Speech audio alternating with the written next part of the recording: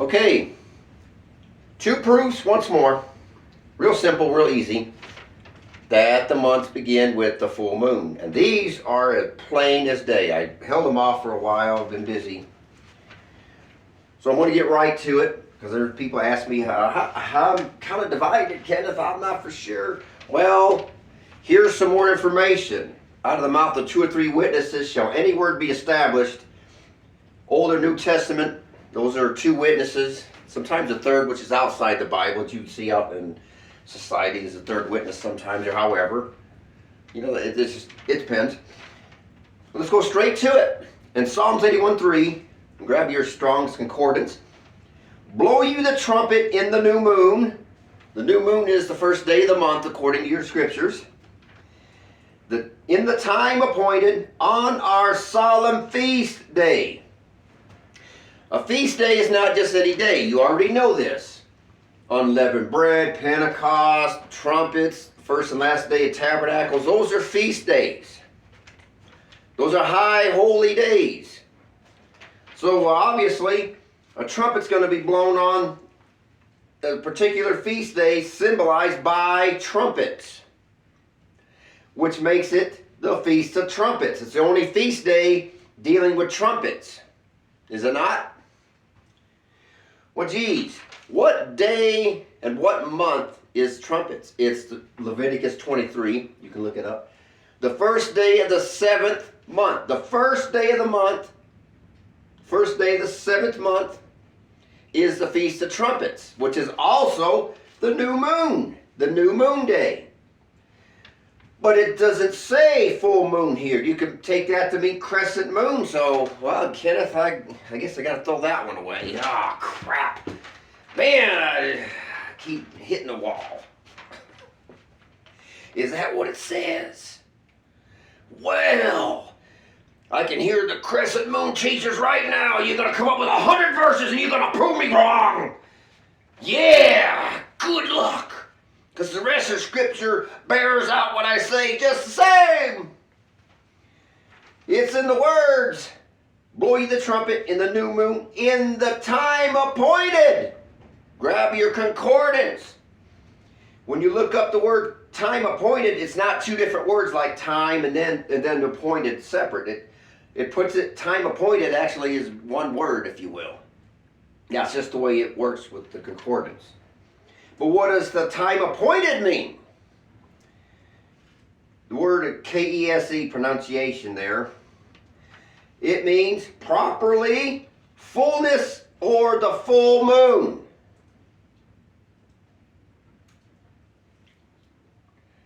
What did that just say? Properly, in other words, the right way to think of it, fullness or the full moon. So let's reword this. Blow ye the trumpet in the new moon at the full moon, as words the time appointed means, on our solemn feast day. Blow it on the full moon. That's what time appointed means. Look up your words in your concordance. That's what it means. I didn't put it there. I'm only going by what I see right there in plain English. The crescent moon teachers know this. And they explain it away 1,000 different ways. When you don't have, and you shouldn't be trying to explain it away when it's as plain as day right there. It's as easy to see. Come on, people. It doesn't get easier. But now we're going to go over the repairing of the breach. Isaiah 30:26. Let's see what Isaiah has to say about this. Is he going to talk the same language? Well, yeah. Of course. Or they wouldn't have been able to write his word. Moreover, the light of the moon shall be as the light of the sun. And the light of the sun shall be sevenfold as the light of 7 days in the day that the Elohim bindeth up the breach of his people and healeth the stroke of their wound. What is the breach of his people? You see it through the whole Old Testament. They got off the idols and pagan holidays, or maybe not call them holidays back then. They're feast days or whatever. They corrupted everything. Constantly. You walk away from his Sabbaths and his feast days, it leads to idolatry every time, and vice versa. Idolatry takes you away, false Sabbath brings you back into idolatry. It goes hand in hand. The breach of his people is the counterfeit calendars has to be healed. He'll bindeth it up. April 8th. Bindeth it up. He's telling you what the breach of his people is, because he's talking about the light of the sun and the moon, which is the calendar, Genesis 1:14, and all through the Bible. So here's something for the crescent moon teachers. I got a little surprise for you. Moreover, the light of the moon shall be as the light of the sun. What he does not say, moreover, the crescent of the moon shall be as the light of the sun, or the dark moon. The light of the sun is this big, one big round circle every single day. Light of the sun. He said light of the moon as well. Not much light in a crescent moon. Light of the sun is a full circle. A full moon is a full circle. I don't hear of any crescent suns, have you? Do you have to search every month for the crescent sun? There it is. The sun's starting to show up. Now it'll grow a little bit more each day. No, there's no crescent suns. The light of the moon as the sun in full circle, which does what? And the light of the sun shall be sevenfold. Does that mean the sun's getting 7 times brighter? No. No. What I read years ago, you give or take there, times the light of the full moon by 7 times, it's the regular light of the sun every day. But he explains what he's talking about here. And the light of the sun shall be sevenfold as what? The light of 7 days. He just gave you the answer. Word for word gave us the answer. Now let's put this together and figure out what Isaiah is illustrating for us. As the light of 7 days, 7 days is a week. As the light of 7 days to show you where the weeks are throughout the year. The weeks, the light of 7 days, the weeks. Well, how do we know when the weeks begin? He just told you. Moreover, the light of the moon shall be as the light of the sun. Full moon. A full moon tells you the light of 7 days. A full moon tells you the 7-day weeks. It renews every month. You got the new moon day, and then the 8th, 15th, 22nd, and 29th day of every month is the Sabbath. That's a fact. They renew. But sometimes there'll be 31 days. There's a dead day in the month, so that's false. The Bible doesn't explain that. So therefore, we just got to shut up and go with what we have. Sometimes we can't explain everything. But what we can't explain, we got to go with. So yeah, there may be a dead day. All right, fine. But this 13-month thing, I can't see that. Oh, it's not the equinox. That's idol worship. You can twist anything you want to. He's the one that made the damn equinox. So is he idolatrous as well? Thank goodness gracious. The moon tells you the beginning of years, months, and weeks. It's a female. Tells you the time. The moon has a big job to do. It separates all 365 whatever days a year into months and weeks. The sun's always there. It always knows it's going down and setting and rising and whatever. But the moon, she separates it. So there's four Sabbaths each month, not 5. That's what, 28 days or 29 days when you count the new moon day, right, for a month. Average of a woman's menstrual cycle. That's why the moon is female. So for those who say, well, the moon ain't female. Yet it is. The king says, the moon should not give her light. That's the king said it. Is he being racist or anti-Semitic? He said her light. He's wrong. No. The moon's her. Sun's he. Male, female working together. Like two become one flesh, Adam and Eve in the last days. And these Adam and Eve are going to be operating under the true calendar too. Revelation 12, 1 and 2. Yep, all of it, all together. So each month, the Sabbaths are renewed. So try telling your boss, well, I got to have Mondays off this week, and then Thursday is going to be next month. And you're not going to be able to do it, really. I can because I work side jobs for myself, which I just started back a few days ago. Thank goodness, finally. You know, I did that because I can keep the Sabbath. I can do whatever I want and not have to answer to some dumbass boss because he doesn't want to follow the true biblical calendar, and the world does not want anything to do with what this Bible has to say, because it's about money, money, money, me, I, myself, myself, myself. The attitude of pure covetousness. Thou shalt not covet. He was crucified on Passover because of the 10th commandment, the 10th plague, because of covetousness, with two thieves one on each side. Covetousness killed him. The high priests were threatened by him. They coveted the power before the people, and they weren't about to let it go. Kill him.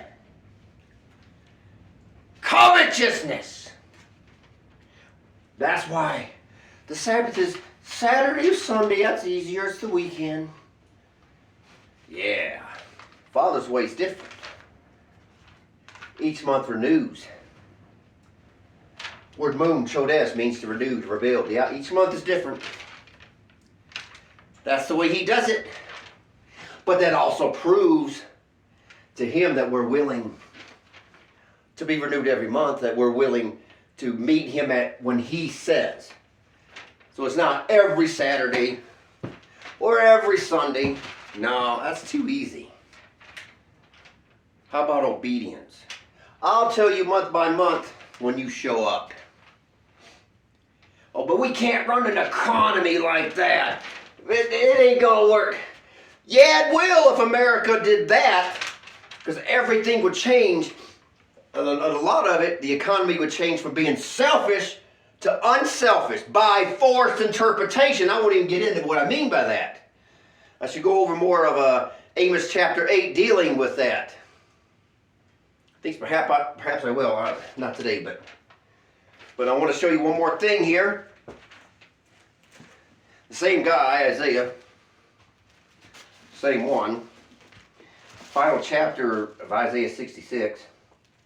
Verse 22, for as the new heavens and the new earth which I will make, this is where we're heading now, shall remain before me, saith the Elohim, as so your seed shall not remain. Now, listen to this.